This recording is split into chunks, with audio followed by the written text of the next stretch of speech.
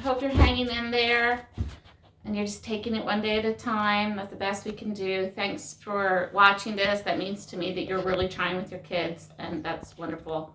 Thanks so much. It's going to mean a lot to them and keep them on track. So this goes along with the main video that I started for Parents Guide to Kid Writing. I'm going to be coming back and doing 4 or 5 or so. If you want more, just let me know. Mini lessons of skills that you can be working on with your child that might pop up. Today we're going to be talking about leaving spaces between their words. That's a really common issue that kids have. It is on the developmental writing scale, which was attached to the initial lesson. It is underneath level 7 conventional, spaces words correctly. But if you see it before then, obviously, as you're doing your modeling and your internal dialogue, you're going to be wanting to be talking about it and pointing it out so it becomes second nature to them. So I went and got my son's writing again, that same piece I'm using. And if you look at it, you might start to think about what are some skills that this writer would want to focus on next.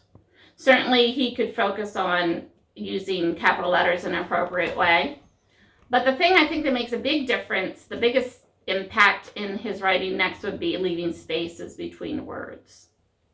I talked about Mr. Spacey in the first video. Super simple, a popsicle stick, draw a face. Can't get easier than that. And if you don't have one, treat yourself to a fudgicle next time you're at the store with your gloves on. And then you get a fudgicle and you get Mr. Spacey. Online, there's all sorts of Mr. Spaceman fun ones, and if your child finds that motivating, fantastic, go for it.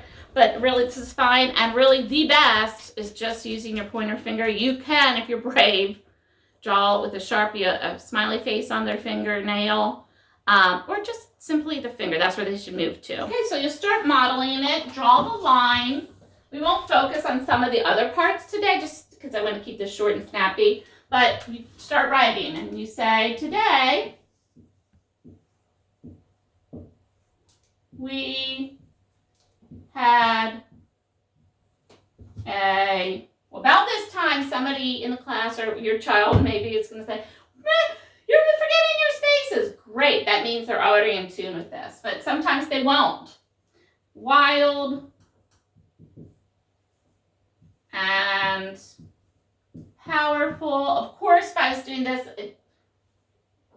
with the child, I'd be sounding this out and talking about different things. But right now, I'm just trying to drive home this point. Powerful storm. Whoop. Storm. Okay, you can keep going, or you can stop there, and then you can say, can you help me read this? Well, let me read it to you first. Play it up. Make it funny, because if they're laughing, they'll remember it. So you say, and they say, what? No, I can't hear you. What does it say? And I say, come on, why don't you read this for me? Okay, let's point to our words. And they say, they can do it then, which is hilarious. And sometimes it's just even extra. They can't believe how funny it is then. So you make the point that it's very hard to read this sentence because there's not spaces in between the words. And just like when they're reading with the one-to-one correspondence, when you say a new word, you point to a new word, you're going to want to do that with writing. Okay, so then you go back and you write it with the spaces. Today, and of course you're doing your, capital letters, beginning of sentence, all that, of course, still. Today, space, we, space, had, space, a, space, wild, space, and, space, wonderful, powerful, I said, sorry, powerful.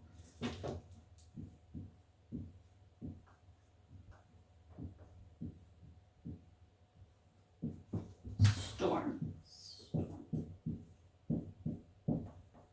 Period. End of my sentence. And a space there. I'm not sure if I said that. So you go back, and they can read it with a pointer or however, and they will of course see that it's much easier to read, right? And if you're doing an example with them, really tap your finger or tap some sort of fun thing like this. That's great. Each new word. Today, we had a wild and powerful storm. So those are just a couple little tips how you can work with your student. And so when you read it again with them, they'll of course see it so much easier and hopefully will make an impact. As you're working with them, you can just keep on reminding space. And like if you see it, just say it calmly, space. Don't forget your spaces. Okay, hope that helps. I'll be back for some more. Hang in there. Take care.